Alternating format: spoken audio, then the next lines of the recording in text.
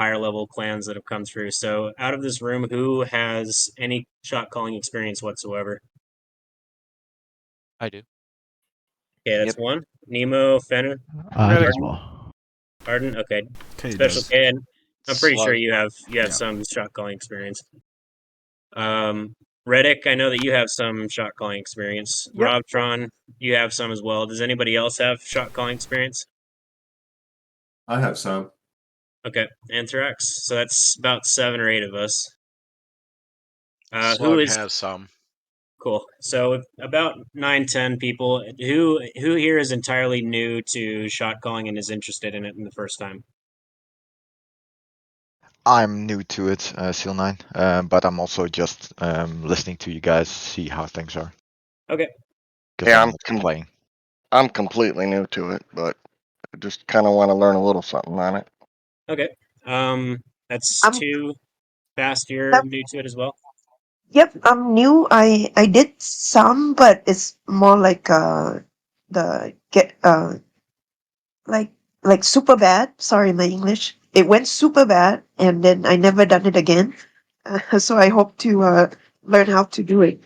Yeah, this honestly is good for not just shot callers, but also for the basic player who is a casual player in any clan, a clan battle player, just because it's more conceptual of okay, I'm positioned. My shot caller told me to go here on this map, and I need to know what to do for the next 10 minutes. This is kind of like a here's an introduction to what to expect and what the good clans do and what you can kind of do because the good clans are the ones that adapt to what they see and not just stay the same every season. And that's if you get stagnant and you stop learning in this game, that's when you kind of fall behind the curve. So you got to keep learning. So we'll without further ado, we're going to get into this slideshow.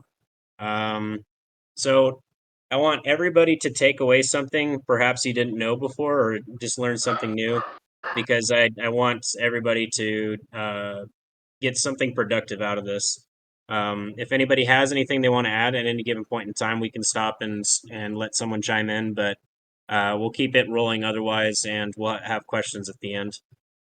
The biggest thing for shot calling is knowing your personnel and knowing your personalities in the group. And that's a kind of a general statement, but Robtron can tell you it's about managing who your people are because you have to get to know who you're shot calling with and what your people are good at and what they're not good at and quickly figuring out who works well together, who doesn't work well together. And sometimes that can be the difference between winning and losing is getting the same guys put on the same flank together all throughout the night and letting them build chemistry. If it's not working, you change it up, but if it is working, you let them build that cohesion. So the other big part of shot calling is encouraging your clan as a whole to diversify what ships they're playing. Not just if you're a battleship main, start playing cruiser and destroyer more often because it'll make you a better battleship player. If you're a DD main, play battleship and play cruiser from time to time because make you a much better destroyer player because you get more familiar with the mechanics of a battleship and the mechanics of a cruiser. So if you have people in your clan who are brand new to the game or have been playing the game for a while and they're only known for being one class of ship, encourage them to try to play different classes of ships because it'll make your clan better and it'll make them a better player as well. So for picking a lineup going into clan battles, you got to know your personnel and what they're good at and what ships they really like. You need to know are you going to go heavy, are you going to go light, or somewhere in between? If you're going to go with a 5 destroyer lineup and 2 battleships, sometimes you've got a clan built for that. If you're going to go with 5 cruisers and 5 battleships or 2 battleships, that's a heavy lineup, and you've got a lot of DPM. But understand that you're going to be losing some spotting without destroyers in the game. So you've got to figure out your balance of trading health pool, more cruisers for more mobility, and spotting for destroyers. And if you're having a night where you're having difficulty keeping ships spotted before they're able to escape, maybe you need to trade out a cruiser for a destroyer, or maybe you need more DPM in the game. If maybe vice versa, maybe trade out a destroyer for a cruiser because you just weren't able to finish that ship while you kept them spotted. So sometimes you need to adjust ships based on what you're seeing for the opposing meta, and you also need to consider what your team's more comfortable playing in. If you want to bring a Conqueror and somebody's only comfortable playing in Yamato and that's your last player available, then if by all means make the Yamato work. Sometimes it's not always carbon copy of, hey, this is the lineup we need to go with, and that's the only lineup we can run. Sometimes you got to be flexible and say, okay, we can make a Nevsky work over an Henri, or we can make a Shima work over a Daring or something like that. Just kind of giving examples. And if you're having difficulty winning on a certain map, sometimes you need to adjust your ship lineup a little bit just to overcome that map. So the big thing is after you pick your ship lineup, you want to get a read on what both teams are doing. So there's really the first step that I ever do. We can, if any of you shot callers want to chime in, this is just what goes through my brain every single time that we launch out and we see the initial lineup of both teams. Is the first thing I ask is, okay, where's my kite flank and where's my strong flank? Like, figure out left or right, whichever map it is. Like, hey, we need to be heavy over here or light over here, and you also need to at the same time consider, like, hey, is the other team bringing like 5 destroyers? I need to figure out where those 5 destroyers are likely to go. Or say they have like 4 destroyers and like a really light lineup. You got to figure out this team on the other side is likely to put this ship here, and this is how we overcome that. So initial map setup is 100% look at your team, look at their team, and look at what they're built for and what they're historically going to do. If you know that clan pretty well and you know exactly what they're going to do, then by all means go off that. But if it's a totally brand new clan, like an Asian clan that you've never played before, take a look at their lineup in the map that you're playing on, and hey, if they have 5 destroyers and there's an open flank with not a whole lot of islands, they're probably going to send a heavy push of destroyers through that. So you got to figure out how to counter that and what ships are best countering where their push will be. So without that, the stern end method is the next one to talk about. So this is something that we've been trying to implement for about three seasons or so for clan battles and for King of the Sea. So I'll show a slide after this, and this is kind of just a concept of where I want us to go towards. Instead of having 7 ships all nosed in to whatever they see across the map, try to have you guys turn around and kite and get into a kiting position, because the advantage of the stern in method is if you're nosed in, you can tank damage for your team and you can speed towards the action faster. You can get engaged with wherever the action is happening. But the disadvantages of that are your reverse is a quarter speed of what your forward is. You can't escape danger as quickly, and you're liable to be killed faster in engagements. And as we know in clan battles, it's all about who is alive at the end of the game, who has most of their health. It's a game of health trading, and nosing in is one of the fastest ways to get yourself killed when you're nosing in early on. Now, granted, there's going to be certain maps where you have like a Moskva or a Stalingrad nosed into an island to protect a radar cap, which we'll show in here in just a second. But that's a kind of the anomaly, and you don't want that to be the norm. You want everybody but the radar cruisers and anybody who's securing a cap to be turned around, because the advantages of that are you can escape from danger faster. If you're turned around and you are able to basically steer in and steer out from when you take your shot and when you are dodging shots, you can relocate faster to help out the other flank.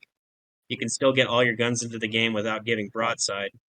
And the only disadvantage you have of being stern in is you must show broadside when turning to give chase. So you pick and choose when you're stern in where you have the engagement. If you're nosed in, the enemy team, all they have to do is just keep you spotted, and they can focus you down, and it's much easier to kill nosed-in ships than it is stern-in ships. So, anybody have anything to add to that? Yeah, I'd love to chip in on that one if that's all right. Go for it.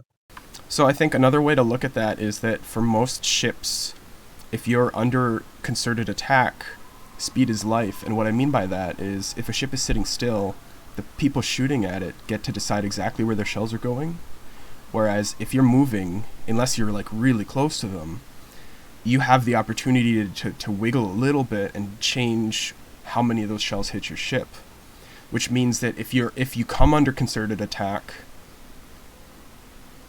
every bit that you move gives you more opportunity to stay alive. Now, if you're bow in, moving means you're closing the distance, so you're trading short-term mitigation for long-term trouble, right? Which is why it's always safer if you're not sure whether you're about to come under focus to be stern in. So it's a different perspective, but it's the same concept. Yeah, it's the same concept, and here's an example of it. So here this Moskva is covering the radar cap of this cap. There's 2 battleships that are pushed in, and granted, that's kind of contrary to what we're teaching right now, but the Schlieffen and Ohio have the health pool to be able to do this. This is a something I recall that we played Bonks with.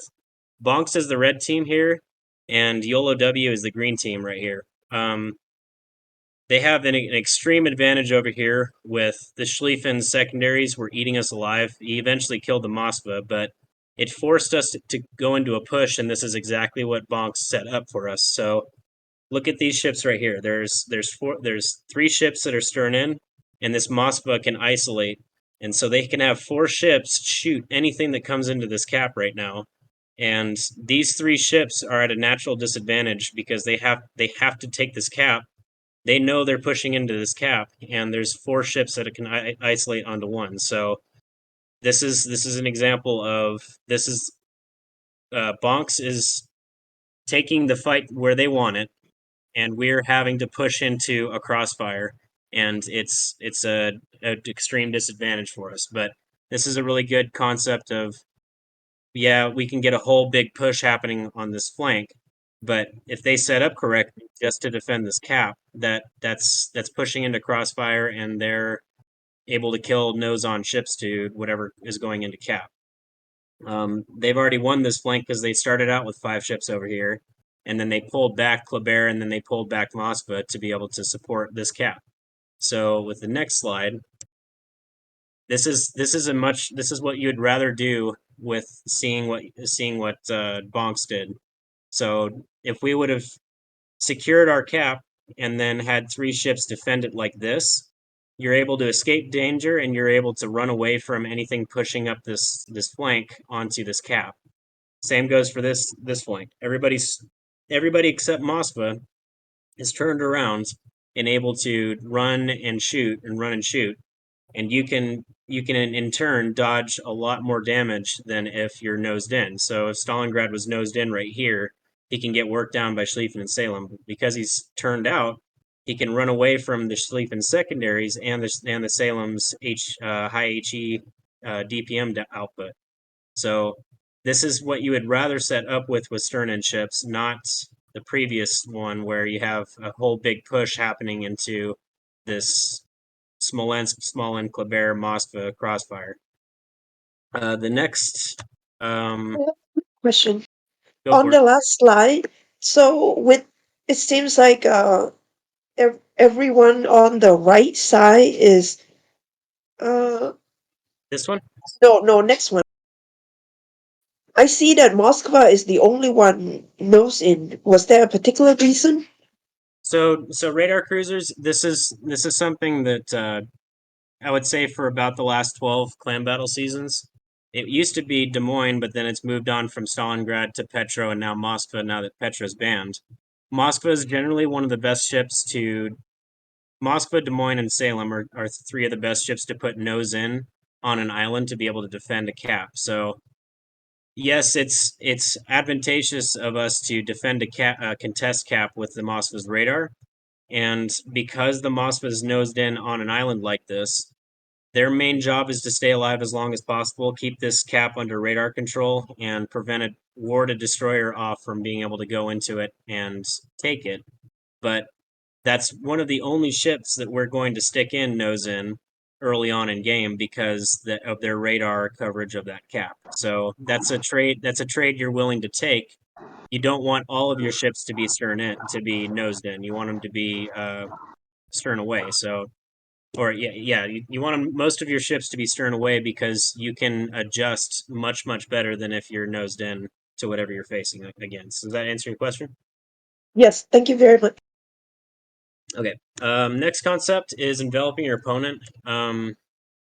You want to secure flanks as quickly as possible in clan battles because the sooner that you give up map control of the edges, the more you're giving the other team the advantage. Because if you give up both edges in the game early on, the game's pretty much over because that's a crossfire.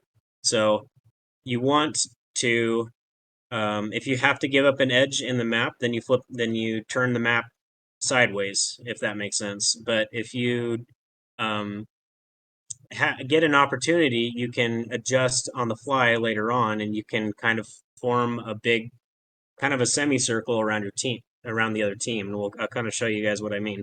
So, a couple seasons ago, or last season, we had a gimmick that worked against most teams. It was Napoli smokes the Schlieffen and Petro into cap, and then you basically hold two caps all game long and force the other team to push around on these flanks to be able to beat you. But I'll kind of show you how 07. And granted, I know that everybody in here is probably not 07 level. I'm teaching the concept of it, guys, because this is an extremely good example of adjusting on the fly to be able to envelop the other team when they commit to a hard push like this. So this is the initial setup. This is Y0L0W is a team in red, 07 is a team in green, and we had all four of these ships out here on the flank, but we were willing to push into it. And then as the game went on, all of a sudden it was Daring and Kleber moved from over here to there. Petro was able to hydro and radar us permanently in cap. Ragnar pretty much dealt with Smallland all by himself, and the Smallland was too low of health to deal with him, so he had to back out of that. But the Ragnar backed up over here. The Ohio was able to find a position to be able to get shots in. Kleber and Daring were just hiding behind islands, getting shots in on us. Conqueror was able to chip in. All three of those ships died very quickly because they adjusted. They repositioned a little bit. They enveloped us, and we pushed into a crossfire. So sometimes you're going to have the other team do a hard push into you, but that's when you get safe, you reposition, and you envelop your opponent because they basically have a big semicircle around us in this big cap. Move on to the next concept. So SCCC, I can't remember the guy's name, but he founded SCCC, and we knew White Symphonia went onto their clan, and he was able to get a bit of a clinic for us, and he did a four corners theory with us, which is pretty cool. It's a pretty cool concept. So, when your opponent is committed to an all out push on your side of the map, instead of meeting a push head on, and trying to just out trade with damage output, and you may or may not have a better trade. You get turned around to escape the focus fire, and then two, you draw your opponent as far out wide as you possibly can. So you're basically spreading out that push because ships will inevitably have to push into whatever they're chasing. So if you go for the corner of the map as opposed to just going straight back to where your spawn is, then you're actually going to help out your team a whole lot more, and I'm going to show you why here in a second. So the why behind it, and if anybody has anything to chip in after this, go ahead. It requires your opponent to at least take one ship out of the game to deal with the corner ship. The corner ship will have a limited lifespan, that's a given, but you're actually helping your team out quite a bit because it forces your opponent to play 90 degrees to 180 degrees of their line of sight as opposed to playing a 45-degree angle. of just this little teeny tiny slice of 45 degrees to look left and right. So if you put yourself way out in the corner, you force the other team to look 180 degrees and not just 45 degrees. And I'm going to show you here in just a second. So this is a game we had, I think, against Penetration Nation, and it was a really tough game. I think we actually ended up winning this, but it was the four corners theory kind of played out. So there's two cruisers that start up here. We always had a heavy push going from this cap to that cap, and they had the Napoli play that corner. This Napoli and that Smallens are occupied with this guy for 5 or 10 minutes and could not kill him for the life of them, because Napoli is probably the best kiting ship right now, or one of the best kiting ships in the game, or best kiting cruisers. So instead of having to push, if this Napoli went here instead, we would only have to push this direction and only have to shoot at ships over here. But since this Napoli went that way, the battleships have to shoot here to there rather than just in this little area over there. And this puts a whole lot of stress on a team's heavy push, because if they're pushing up this line with 5 ships on 2 ships, yeah, these guys are going to be at a disadvantage, but this is how they're drawing this game out and making it extremely difficult for these guys to just commit to this push, take this cap, and then hold it. This does anybody have anything else to add to it? Yeah. Turret traverse. It takes advantage of a long turret traverse of battleships, so really only the Napoli and the Smolin could even consider shooting at the Napoli. Correct. That's a huge one, because the turret traverse part aspect of this game. This is what this kind of helps. It helps to understand. You can kind of visually see it. Is if you place a ship from here to here, that's a whole big line of sight. You have to have these battleships turn their turrets. But if you are on the kite flank and you only kite this direction, then that's much more difficult for these ships to come back and support, and much more stress on these ships, because all 5 of these ships just have to look back and forth like this, as opposed to swinging their guns from there to there. So it's kind of a cool concept, but you have to practice it a little bit to kind of see it in effect, and you buy yourselves a lot more time by sending somebody that direction instead of this way. It's also a great time to take advantage of a ship's concealment, especially with something like Napoli or Petro. You go out to that corner, and if you're beyond your detection rate, you go dark, and they know you're there, but they either have to chase you down even further or turn away and ignore you and give you a chance to heal, get your DCP back, and then start opening fire back up when they've turned their guns around, and then they've got to go all the way back. Yep.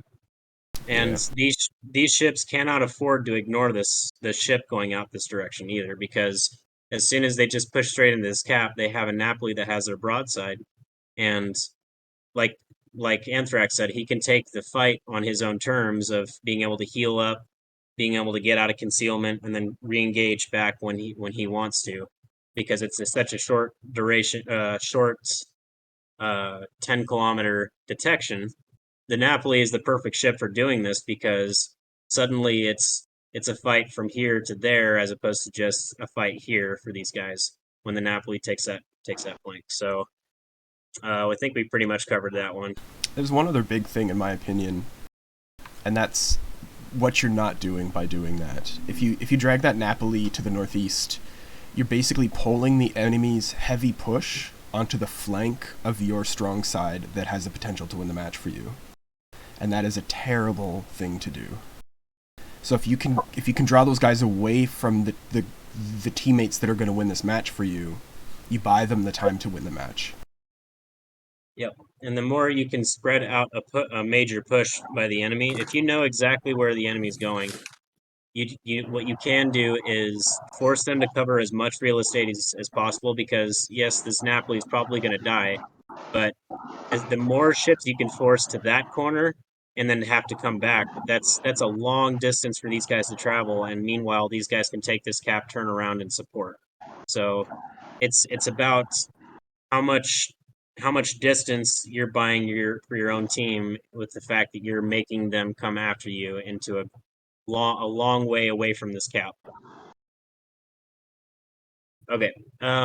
This is kind of a basic one, but I think it bears repeating because uh, I think it's much better to talk about something conceptually and then see it firsthand because it's something that I think we've talked about, but sometimes it just doesn't quite resonate and happen during games like we want it to. So the good teams will always have islands win games for them utilizing islands and isolating ships. So you can pick and choose your battles around a map using islands because you can go right out in the open and you can be focused down by 3 or 4 ships, or you can stick right next to an island and you can make your line of sight with 1 ship and then focus that ship down with a teammate, and suddenly instead of 3-on-1 against you, it becomes a 2-on-1 with your guys to be able to finish somebody off. And to kind of see it, this Salem is, because he's pushed on the outside, he can isolate either Montana, Napoli, or Mospa in this push. Montana can use these 2 islands to block either these 2 ships or this ship and be able to shoot any one of these 3. They're pretend this is Ragnar or Kleber. This Ragnar or Kleber is far enough away that he can dodge shells anytime these guys shoot at him, but for the most part, Mospa can't shoot him, Napoli can't shoot him, only Montana can shoot him.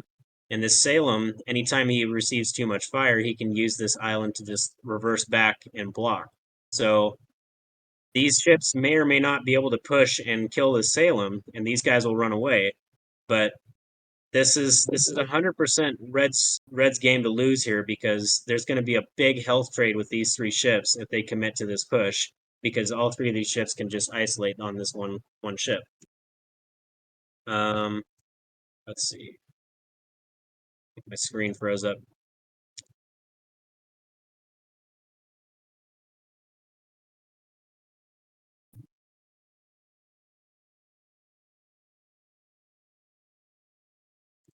Yeah, I think this froze up on me, guys.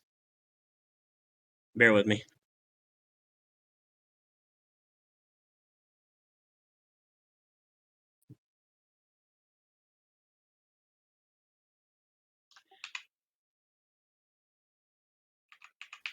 Watch out, your search history is there.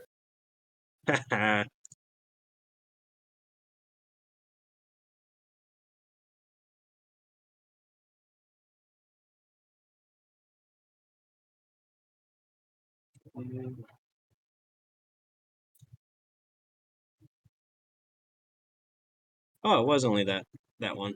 So, this is a good concept to see visually, but um, you can pick and choose your battles based on where your ship is. So you can use this island. The Mospa can use this island to be able to reverse back and isolate down a ship that is pushing up into them. Let's go ahead and open up a scrimmage room, and we'll get some ideas from different shot callers, because it's really good to put lineups together and then listen to how somebody will shot call based on what they see. So let's go ahead and open up a scrimmage room, and then we'll go through what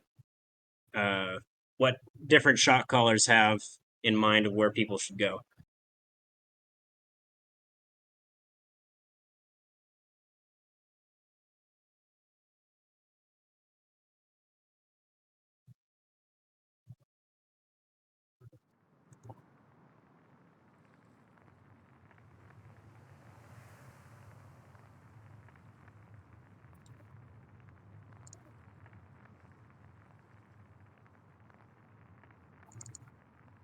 It's actually accumulated more people than I thought it would.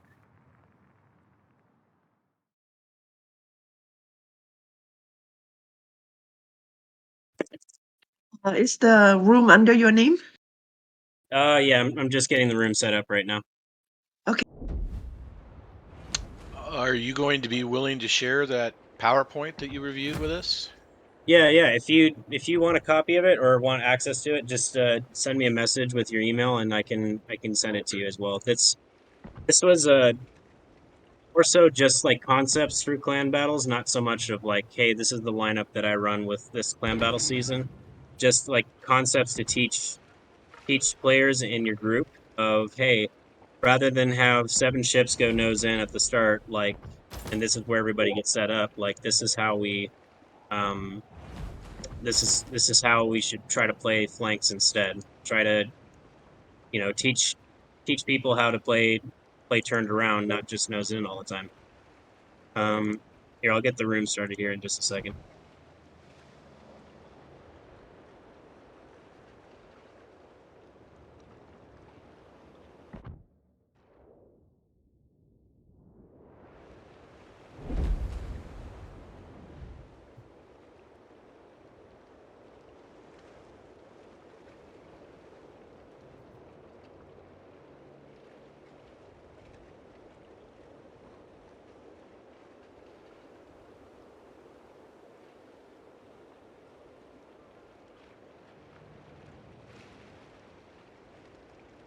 Okay, if anybody wants to hop in, the scrimmage room is under my name. Just search Fokker, and we'll get. Basically, we're going to do 3 maps, and all we're going to do is we're going to get two divs going of, hey, you guys entirely make the lineup that you want on both teams, and make it make the room open as soon as the game goes up, and get input from different shot colors of, hey, this is where I'd set up because this would counter this, and see how you guys can get insight into how these shot callers are thinking. So, without further ado, do you guys want to do the teams based on how they were drafted the other night, or do you want to just have team captains pick left, right, left, right, left, right? Just do left, right. That way we don't start giving away our strats. Yeah, let's do this.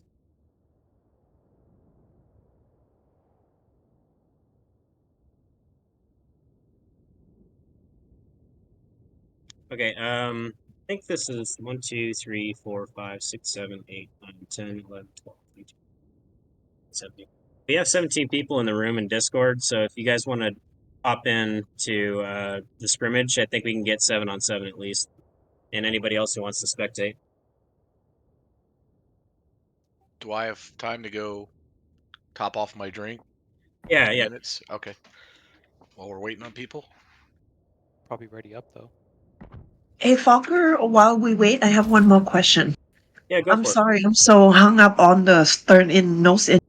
So, you also advise uh, the BB on the strong side to stern in first until we know what's going on, basically, and then take the time to go dark or take the chance to turn to chase when it need to push on the strong side. Yeah, the idea behind cruisers and battleships for stern-in is you want those ships to be stern-in to start the game. When they're close enough to an engagement, the ability to run away with your nose face towards your spawn is where you're going to survive much easier and much longer in games. The only time that you should be stern in, or I mean nosed to whatever the other enemy team is doing, is at the start when you're trying to gain position, and late in game when you're trying to press the advantage on it when you have the advantage. So like if you're 5 ships on 4 ships on the other team, and you have a 2-on-1 on your side of the map, then absolutely turn around and start pushing them. But if you're starting the game out 7-on-7 and you have a 3-on-3 on your side, like, you want to get as close as you can to where you have a meaningful engagement. So like if you're a battleship, you want to play like 15 to 20 kilometers away and be turned around, because that way you can dodge shells, but also you can put out high damage in that range. Cruisers, depending upon the cruiser, if you're a Napoli, you're going to be playing 10 to 15 kilometers. If you're like a Venezia or a Nevsky, you're going to be playing like 15 to 20 kilometers away, but you want to be turned around as soon as you get into that engagement. Gotcha. Yeah, And that's include push BB like Kremlin or Schlieffen and stuff like that as well. Like Kremlin and Schlieffen, you want to nose in earlier than other ships because they have a better ability to do damage closer. Like Kremlin can tank earlier on, yes, but in the high typhoon games, you don't want to be a Kremlin nosed in at 5 minutes into the game. That's how you easily die. So if you turn around and you are able to escape danger early on, you're going to save that health pool for late in game when it's 10, 15 minutes into the game, and Kremlin can use that health pool and use that tankiness to draw fire away from your teammates. Okay, so the destroyers on a much smaller scale, they also want to get turned around and take DD engagements like that because you can. It's much easier when you can drop detect in a destroyer engagement than if you're nosed in trying to chase a destroyer down to dodge shells. It's kind of more of a smaller scale, but at the same time, destroyers are much quicker engagements. Everything happens much faster than Zerm battleships. Okay.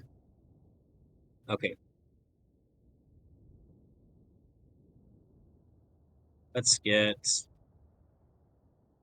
We're starting with the super ships early. Yeah, I know. Honestly, you can. Everybody bring 2 super ships, if you can, because that'll help everybody to kind of diagnose where everybody's going to go. Does anybody know this guy, 51S22? I'm in VC. Ah, okay.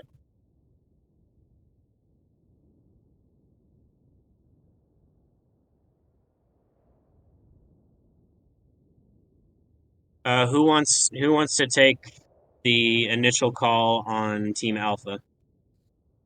By the way, to answer your question, we know 51 S2. Yeah. It's okay. Yeah, he's on the tournament with us. Okay. Yeah. Actually, I'll take Alpha side. Oyster, I'm going to put you on this team. Oh, okay. Yeah, we take 5-1.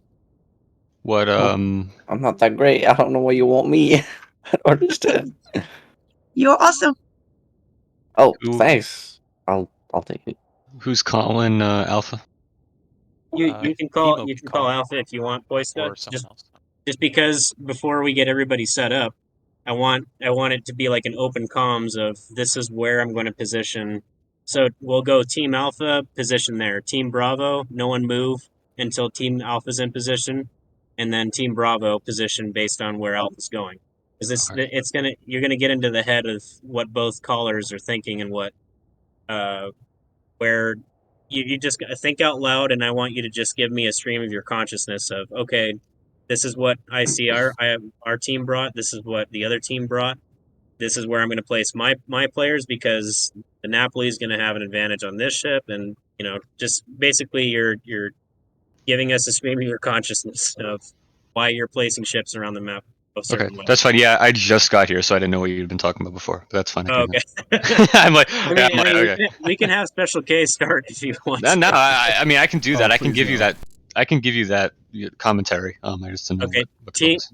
Team Bravo, can't see. Do you want to call, or does somebody else want to call on that side? I do if someone not taking it. Okay. I want to learn and practice. We need two more people. I can go into Bravo. I don't mind it. This is the training room, Fokker. Under my name, sub Fokker. And no Petro, no Kleber, correct? No Petro, no Kleber. No CVs, no submarines. No subs, no CVs. think And that you people can have like- two one super battleship. ships. Yeah, 2 super ships, one battleship. Yeah. And you can have like Satsuma as one of your as your only battleship and one of your super ships. Do we have someone else with a super ship in Bravo? I do not have a super ship, sorry. Yeah, I haven't purchased one yet because I wanted to Said- wait and see what we needed. Seb, bring your fat daddy Condi. But it's a lighthouse build. It's the best build. Of course, you have a lighthouse build. It's the only Dude, build. I need to keep my average and beat deer in the leaderboard. Yo, we got a Quebec person here. Let's go. I don't God. know who- Yes. I can play. What do you guys want me on? We You probably check need with another the- we need another radar probably. All right, I could play. Stalingrad or I got monitor radar. Does that count? Yeah, it's fair. Yeah, bring whatever you want. Bring whatever you want.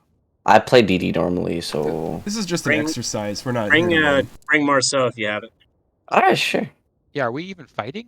Or we're just positioning ships, right? It's all about this is 100% just a mock. Like, this caller would call this way, give us what his exact thoughts of, okay, this is what I see the other teams playing, this is my lineup, this is why I position everybody where I do. Not And that the- great on Marcel, though. Well, so. and having a triple DD is good because that's a little bit of a unique and different thing, so we can call it differently for each But side. I'm not it's that good. great on Marcel. Doesn't matter. So don't expect much from me. This entire okay, both Bravo and Alpha don't move. We're gonna start with Alpha first. time So to see how good people can listen. Okay. yes, it's listening skills, but it's also basically taking us in the head of a caller and going from there. All right, so when I'm looking at this lineup, what do I see? I see that they have less hit pool than we do. They have the Torp threat and the Yamagiri. They have the radar threats in the Smolensk and the Moskva, but they only have those two radars. They have a quick cruiser in the Conde and a quick DD in terms of the Marceau. So that means that they can get to our flanks very quickly. If we can focus down, though, we can take their hit pool out of the equation very quickly. The Yamagiri, his only threat is the torpedoes, so that's not too big of a problem. On our side, we have a speedy Conde, we have radar advantage in Moscow, Stalin, and Smolensk. We have one Torp threat in the Yamagiri, but the biggest thing that we have is a hit pool advantage. So to me, I want to play in a position where we can protect from the alpha of Torp threats, but put ourselves in a position where we can cover caps with radar and focus whatever is spotted to try to get their hit pool out of the game. Do you want me to position or not yet? Yep. Position everybody, because I'm going to show you exactly what because it's actually going to serve the purpose of our next step. Okay, so I want the Conde and I want the Yamagiri going A. I want the Moskva setting up on the 6 line. I want the Stalingrad going 9 line. The Ohio is going to go 10 line with the Stalin. The Smolensk is going to go into C. And what else do I have? Napoli. I want the Napoli floating 9-10 line as well. My goal is to win the 9-10 line, radar saturate C to win it, and have our Conde and Yamagiri able to support A, spot, and kite it if necessary. You want Stalin right up on the island? Yep, Stalin on island. Who's calling Bravo? Actually, can I change my mind? I felt like I didn't want to. So fast, you're going to get the advantage of knowing exactly where the enemy's team is going, and you are going to place your ships. I where could you try want to. If she doesn't want to, I can. Yes, if you could. I Okay. thought that I could, but Go man. for it. I mean, Based on where you know Poist is placing everybody. I didn't hear. I wasn't paying attention. It's probably a good thing. You don't know what you don't know Yeah. exactly what I'm doing. Oh, So okay. Go based I off. do it because I know what points I mean- place the ship. I pay attention.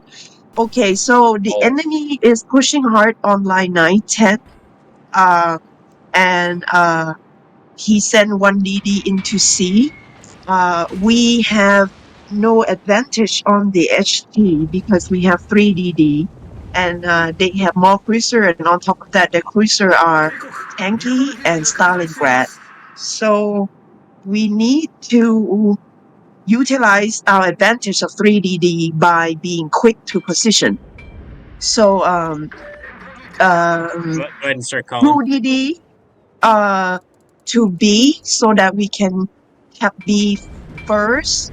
I would send the fastest DD and one more fast one.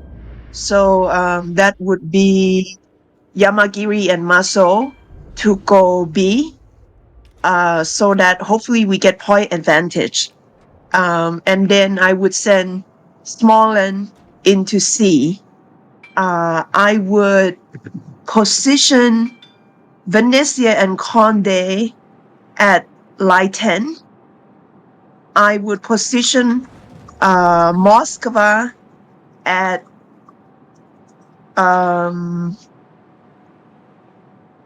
line 8 and Kremlin behind that.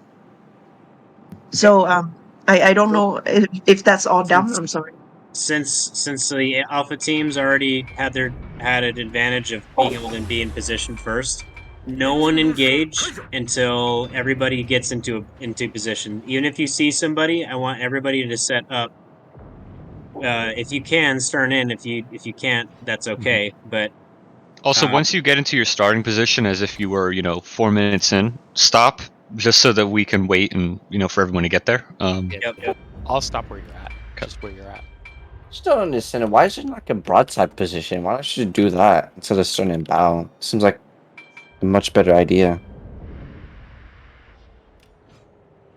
You have more armor on your broadside, right? No? You don't want to play Negative. clan battles at Typhoon and Hurricane level and be broadside to anybody. If people at this level can always hit their shot, and you always have to be banking on them hitting their shot. And the second that someone sees a broadside, that means that you have the thinnest amount of armor available, relative armor, and that means that you are going to risk getting citadeled, or if not citadeled, the most hit points taken away from you at any point in time.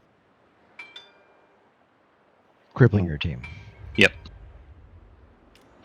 Oh, Especially with Conde's burst fire, broadside is what's the penetration of the Condes at range? I'm sorry. Better than Henry. so Slug Boy, I want you to nose in on that that island in front of you with hot and tight, basically. On the But left side of the everyone island or the else, right side of the island? the right side of the island. Everyone's stern in except Slug Boy.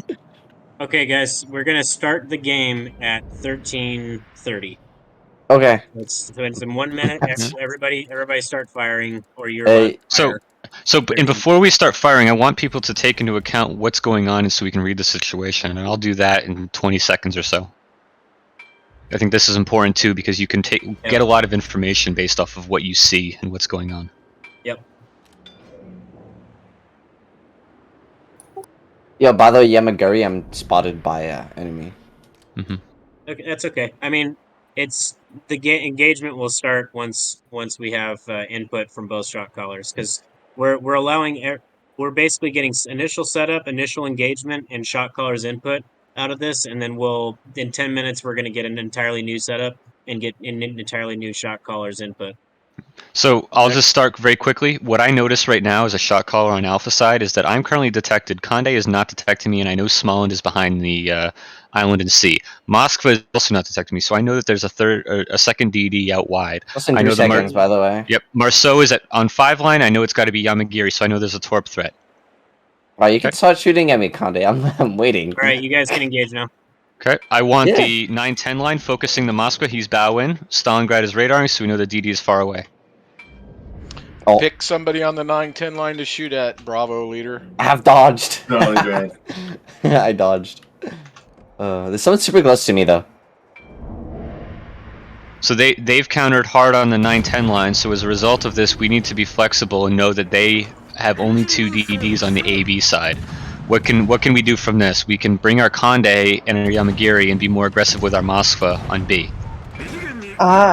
So Because on our side, we see that we have 4 ship against 3 ship on line 9-10. So I want there's a second us DD to here. focus on Stalin on the C side, kill the Stalin, and then full push. Mm-hmm. Okay, and I'm going to chime in right here. So, guys, I want everybody who's just spectating to check out what Special K is doing right now. He is actually in a 2-on-1 situation, and he's stern in. Look how little damage he's taken up until this point, because he's able to take the engagement on his own terms instead of going nose in and just trying to trade health pool with two destroyers. This is This is how you play that situation and how you save your health in this as best you can. Surely against a Marso, you don't want to try to fight a Marso. That's suicide. Mm-hmm. And I'll say again, on this side, I know that we on 9-10 line, we have their hit pool completely taken up. Everything with hit points is on 9-10 line. What that means is that because we have our hit pool more spread out on an A side, we can have our Kande push aggressively with the support of the Moskva and the Yamagiri into their DDs and try and get those DD kills and win that flank. Yeah, those ships are out of play, basically. Exactly.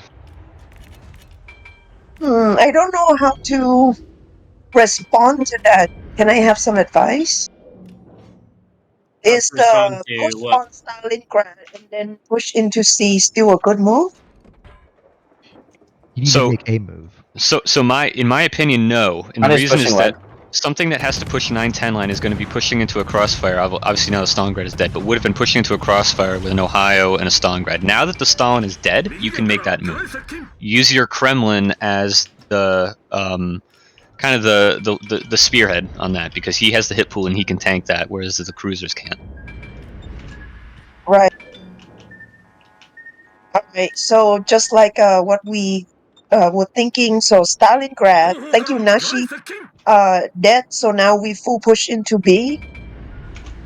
So I want Conde and Venecia to give chase and focus on finish Ohio. Yep, because you guys now have a complete hit pool and firepower advantage on 9-10 line. We cannot do anything. We have to run. I'm just so getting you can, in. Mm-hmm. Yeah, just saying. Yep. Yeah, so but Poista, see, everybody knows how Poista and Milcaller are set up right now. They're not nosed in; they're turned out, and they're able to dodge incoming fire a lot easier because they can run away from danger. Poista is going to have to take a couple, maybe like 20,000 more damage before he's able to go dark and able to push away from that. But he's in a position to where he can save most of his health pool and re-engage later on in the game by playing like this. And meanwhile, we know that right now their flank is going to take another 2-3 minutes to get into a dangerous position. So we can have our Yamagiri Moskva Kande be very aggressive on the other flank. Now we have to completely switch where we're focused. We're now trying to win a 4-5 line and then make them push into us later on. Ow. The enemy Moskva used radar, by the way. Thank you.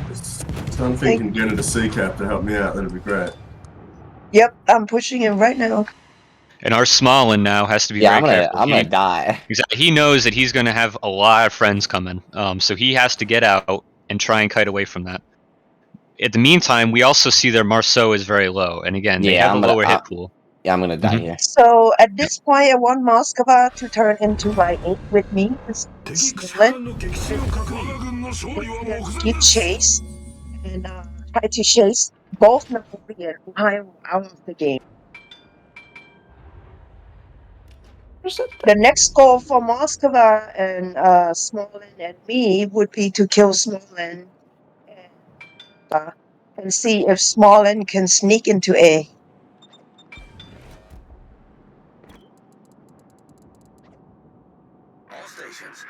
Smiling super low if we can hit him. Can't see Seb. That's just abused on Poista. If we remove the crossfire, our Kremlin can just go in like an. God, I wish I could hit this Conde. You will get Moskva's coming in. Yep. Right. We are turning into Moskva and Moskva's touching Cap.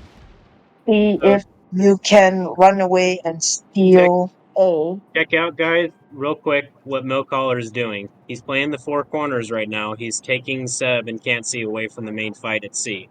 So basically, it's 3-on-4 over here. They do have a ship advantage.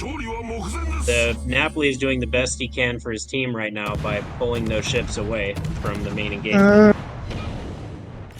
Oh, you're right.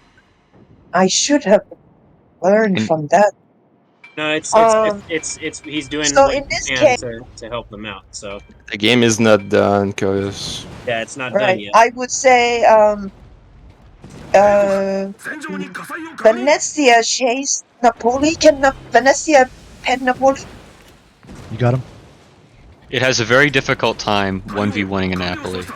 This Okay, so Yamagiri's I would low. say Conde then Nice. deal with Napoli, and Venezia come help with Moscow.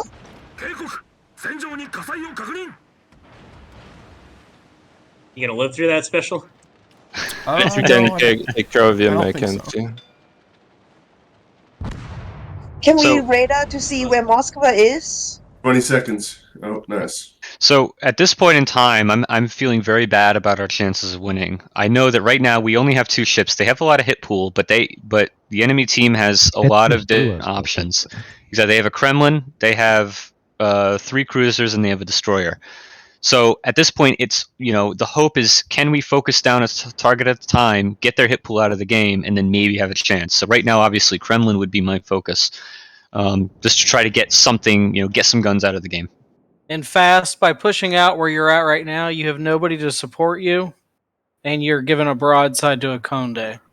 Conde, go rapid AP on that Kremlin, top of the deck. I want to. You just need to slow down a little bit, kind of see where your team is at to support, and hold that corner. Hold that corner. Here comes the rat. Once the Smolin engages, then you can push out. So if Conde's able to hold Bad the thing trade is, for C. so real quick, guys, this is late game tactics. Arden's spotted right now, but he can go undetected. His best thing to do is to go to J1 right now, because everybody on the other team has a long distance to travel to get to A and B. Now, granted, this is an unfair start for the North team, but at the start of the game, but he has 1 minute and 40 seconds right now to try to run away and disengage and get out of detect. And once he does, they can actually still win this game. Disengage, then he shoots the guy in cap to reset. Right, well, he doesn't even have to do that. He Yeah, can, yeah, correct. because they have too much distance to travel to get to B. Yeah, so again, assuming that this was a fair fight and this was the situation at this point, yeah, you're trying to just play for time. You have a 150-point lead and 2 caps. So it's just survival. With 4 minutes and 45 seconds left. Mm-hmm. And the reason I ran Moscow because I want the Smolin to get into the A as fast as possible, and then allow our Conde on the south to go to B. It was still not a good trade, though. You don't want to Yeah. trade your battleship HP pool for that. I would say though at late game it's an okay trade because you know that you're up 5 ships to 2, and so you're taking half the remaining enemy for yourself. I agree. If it was not a battleship, it would be a better trade. But in this scenario, I think that it wasn't a completely wasted. I look at the ship. It was 5-2. Yeah. Mm-hmm. You trade them 1 for 1. You've got more ships. You have to touch both caps. That Moskva is stopping the Smolin from being able to cross, and it can broadside your cruisers that rush B. Like, just ram the Moskva, get it out, get everything onto the caps ASAP. Mm-hmm. Yes, that's my thinking. Thank you for articulate that for me. I'm sorry I couldn't communicate that. My English is not good. I think the other part of it too that's important is that so like Furious, I think you made the right play in the ram. However, I think before that, coming out before you had support was just too quick. Once you knew that you were going to sail into a crossfire, that's where hold up, wait for your support, and then you can try and make that push. Okay. But again, I think the ram itself I think was an okay given the circumstance that you had. Notice that North Spawn is on 975 points, so they were 25 points away from winning. That was how much extra time you had to wait to shove the Kremlin into mid. It was hardly any extra time. Hey, Slug, I would go ahead and just keep pushing through the cap. Let the Smolin take the cap. If Arden can kill Slug, then he might actually win. Right. Yeah, a kill wins it. Well, that's Yeah. why I wasn't trying to close. I didn't want to get any closer to And his even guns. just go dark. Really, you should go dark. If you can get dark, then stopping is great. If you're lit anyways, stopping makes it yeah. easier. If you're not gonna go dark. Yeah. Yeah, that's game at that point right there. He's too close to me to go dark. Will I get feedback on various calling mistake that I made? So I note of it too, please. This isn't about who's making mistakes calling. It's getting the stream of consciousness of why somebody calls. So we're after this game's over, we're gonna do one more before the scrimmage tonight, and we're going to get kind of an abnormal call because I'll set it up here in a second, and you guys we'll have two callers that'll have an abnormal situation to have to call through. This is about getting the idea of what goes through the caller's brain as the initial setup goes, and this time we'll have a little bit more of a fair engagement of. Doesn't the scrimmage start like now? Yeah, I think scrimmage is on now. The intramural league. Yeah. Oh, it's pretty now. much It's right not now. an hour from now. Yeah. Okay. It's now. Okay. Well, thank you, I have everybody. to That run. was I appreciate everybody turning out. That was my calling 101 first session. I think there is one more for lineups and stuff like that and what counters what. Because that was the next thing we would have done is like a 4 destroyer lineup on like Crash Zone Alpha, and then how you react to that and how you call based on what you see. Well, and Ferret's doing one later, and I don't know what Ferret's is on, but I think that's tonight at like 9:30 or something. So Yeah, I think that's after this, after the experiments. All right. I have to run. Thank you so much. This is so just amazing. Thank you, Fokker. Thank you, everybody. Thank you. Appreciate it.